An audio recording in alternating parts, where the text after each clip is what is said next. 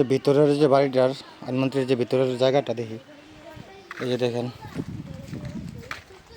অনেক সুন্দর জায়গা বলা, কিন্তু আসলে মানুষ নাই।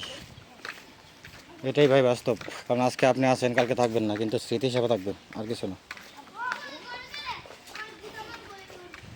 এই যে দেখেন, এই যে বাড়িটা, এই ঘরটা কিন্তু ছিল আইনমন্ত্রীর বাবার স্মৃতি হিসাবে ছিল, কিন্তু এটা এখন স্মৃতিও নাই, এটা একদম অবস্থা বেশি খারাপ। এই যে দেখেন, এই যে